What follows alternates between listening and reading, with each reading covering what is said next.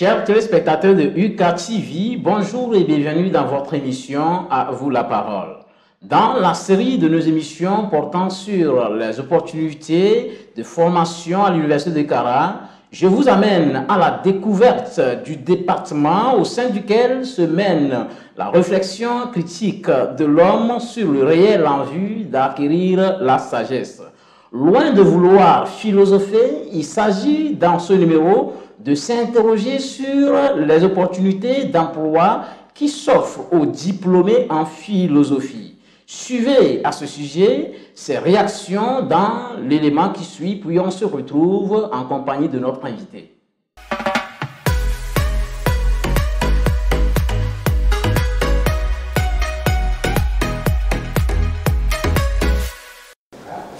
À sa licence ou après le master, on peut devenir professeur dans un lycée, ou après des études beaucoup plus avancées, on peut devenir docteur à l'université. Donc les philosophes aussi ont leur place dans la politique. Donc au niveau de l'État, il y a des philosophes qui sont là. Souvent dans les périodes de décision, on fait appel aux philosophes. Et les philosophes aussi ont de la place dans la vie religieuse. Puisque dans la vie religieuse, on a besoin des philosophes, on fait la philosophie. Souvent, en parlant de la politique, les philosophes ont le mérite de souvent écrire les discours des hommes politiques. Un étudiant qui sort avec son diplôme philosophique, il peut devenir un conseiller. Et en deuxième position, il peut avoir l'opportunité de garder les choses. Les lieux publics, disons la bibliothèque par exemple. Et en troisième position, il peut être un assistant administratif, par exemple conseiller des ministres. Et aussi, à parler d'un quatrième atout, on peut dire qu'il peut devenir un enseignant.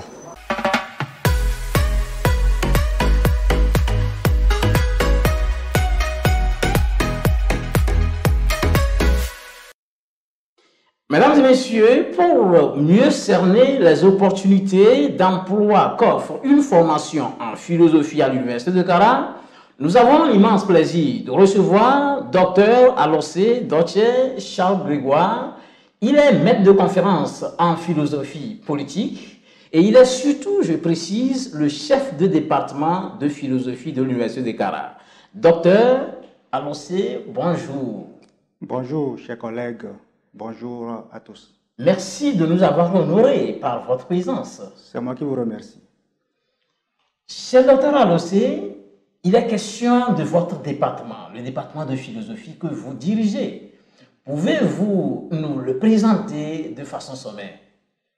Oui, en effet, le département de philosophie fait partie des 8 départements de la faculté des lettres et sciences humaines.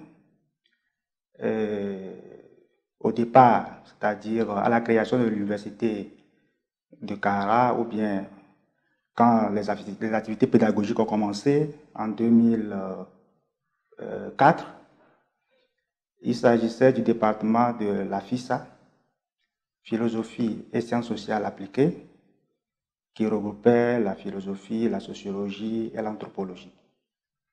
À partir de l'année académique 2012-2013, la FISA s'est séparée et ça a donné département de sociologie et d'anthropologie et département de philosophie.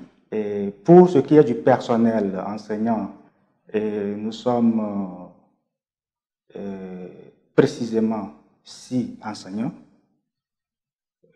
permanents. Et nous avons des attachés d'enseignement et de recherche, ce qu'on appelle ATR. Il y en a un seul maintenant.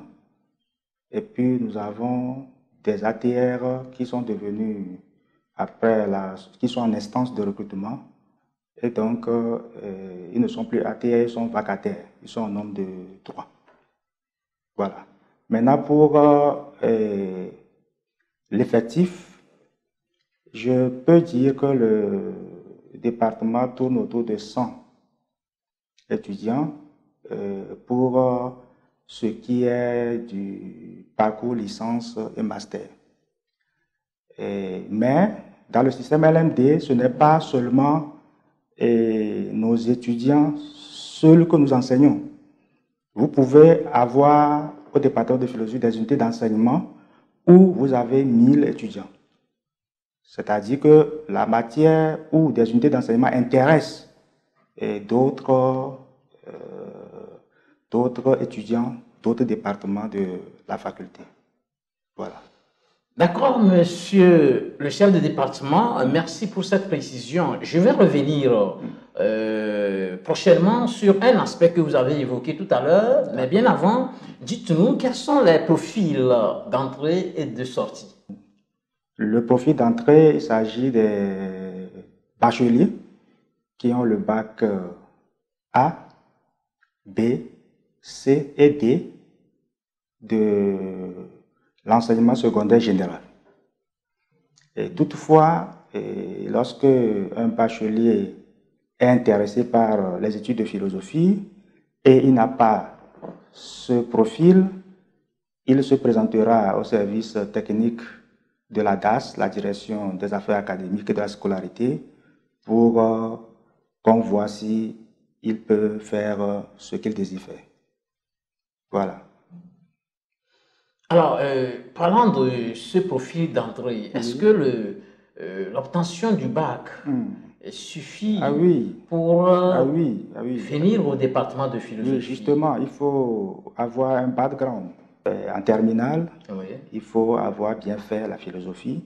Il faut que le relevé reflète que vous aimez à travers les notes que vous avez au cours de l'année et à l'examen du baccalauréat en philosophie. Et puisqu'il s'agit quand même de la philosophie, il faut bien parler pour se faire comprendre. Il faut également avoir une bonne note en français. Voilà. Que peut-on retenir du profil de sortie?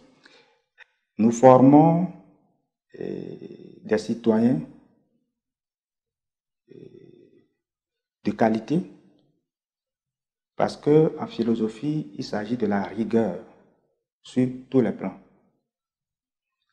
Et donc, puisqu'il s'agit de l'homme et de son rapport avec la nature, avec son environnement, avec la société, il faudrait que l'étudiant qui sort ou qui reçoit sa formation en philosophie, puisse refléter la sagesse, la connaissance, la citoyenneté qui est digne d'un étudiant qui a reçu des connaissances en la matière. Docteur, c'est l'occasion ici de vous poser cette question. D'après votre analyse, quels sont donc les métiers que peuvent embrasser, que peuvent exercer les diplômés en philosophie de façon concrète? Merci beaucoup, chers collègues. Et celui qui a sa licence ou son master en philosophie, parce que c'est les deux parcours que nous avons à l'Université de Cara pour le moment, il y aura le doctorat incessamment, et il peut faire le métier, tous les métiers qui entourent le livre. Le livre. Oui. Parce que nous, notre terrain d'étude, c'est les livres, c'est dans les livres. Et donc, tout ce qui entoure le métier d'imprimeur, lecteur, éditeur, voilà. Et je vais vous amuser un peu. Oui, allez-y. Le président, on ne va pas citer tous ceux qui ont fait la philosophie, mais le président français Emmanuel Macron, c'est un grand philosophe jusqu'au master, enfin jusqu'au DEA, dans son temps, et avant d'aller à l'ENA. Voilà. Il lui est permis, en tout cas, il lui est permis d'aller à l'ENA. Ici aussi, il ne faut pas fermer, il faut ouvrir, surtout sur les formations généralistes, il faut ouvrir, et c'est à l'œuvre, il faut ouvrir et vous verrez après s'ils peuvent s'adapter. Et bien évidemment, les philosophes s'y adaptent bien. Il est connu que Macron est un lecteur de Paul Ricoeur. Si Paul Ricoeur, philosophe français, écrit, il est décédé récemment, en 2018, je pense. Non, bien avant. En tout cas, il le lit parce qu'il a la rigueur, il a la logique, voilà. Il lit pour corriger et puis lui prend son argent. C'est du business pour lui. Mais on peut en faire tout un métier. Voilà. Et le philosophe peut travailler dans le secteur public et dans le secteur privé où il est question d'éthique, hein, parce que nous sommes en manque de morale. Et donc, toutes les questions qui touchent à l'éthique, qu'elles soient liées c'est pas à l'environnement, à la santé, à la profession, hein, les médecins, oui, et les banquiers. Et en tout cas, là où il y a les relations humaines, il faut que cette relation ou ces relations humaines soient empreintes de moralité pour que ça puisse marcher. C'est le domaine de la philosophie. Les philosophes ayant reçu une connaissance générale peuvent être des conseillers techniques dans les services, dans différents services. Et si nous revenons dans l'enseignement, bien évidemment, dès lors qu'il y a au secondaire une matière intitulée philosophie, ils sont indiqués pour pouvoir l'enseigner.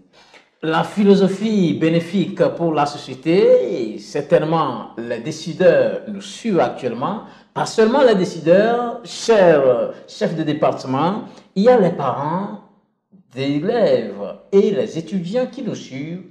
Avez-vous un mot de fin à leur endroit? Bien sûr. Et chers futurs bacheliers et chers parents,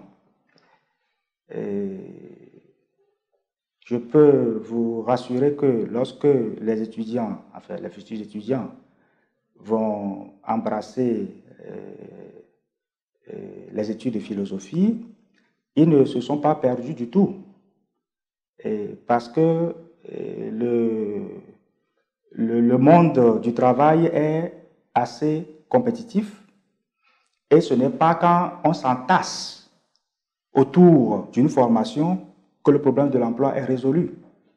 En tout cas, s'il n'y a que 22 étudiants qui sont inscrits au cours de l'année 2020-2021 en philosophie, quand il y aura du travail, ça sera autour de ces 22 étudiants. Ailleurs, je ne vais pas citer d'autres départements, ils sont à 2000, ainsi de suite.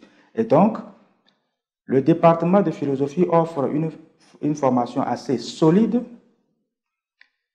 Il s'agit d'abord de l'homme, et il s'agit de l'homme en relation avec la société, et tout ce qui touche à l'homme. Tout ce qui touche à l'homme, ils recevront ces formations, ils seront... c'est une formation où, quand vous la faites, vous découvrez vous-même.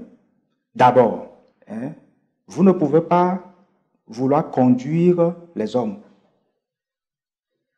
Je parle des prêtres, oui, je parle des pasteurs, je parle des imams, je parle de tous ceux qui s'intéressent à l'homme, à son esprit, à son corps. Vous ne pouvez pas servir l'homme sans avoir une base, enfin, en tout cas, sans avoir reçu des enseignements de philosophie. Ce n'est pas possible. Merci, Dr Halosé Dotche Charles Grégoire, pour votre édifiant éclairage sur les opportunités d'emploi qui s'offrent aux diplômés en philosophie. Mesdames et messieurs, vous avez bien compris, une équipe dynamique et compétente attend les étudiants ou disons les bacheliers au département de philosophie à l'université de Kara. Nous sommes à la fin de ce numéro. Merci pour votre aimable attention. Merci pour votre fidélité au programme de UCATV. Gardez bien l'espoir quoi qu'il arrive.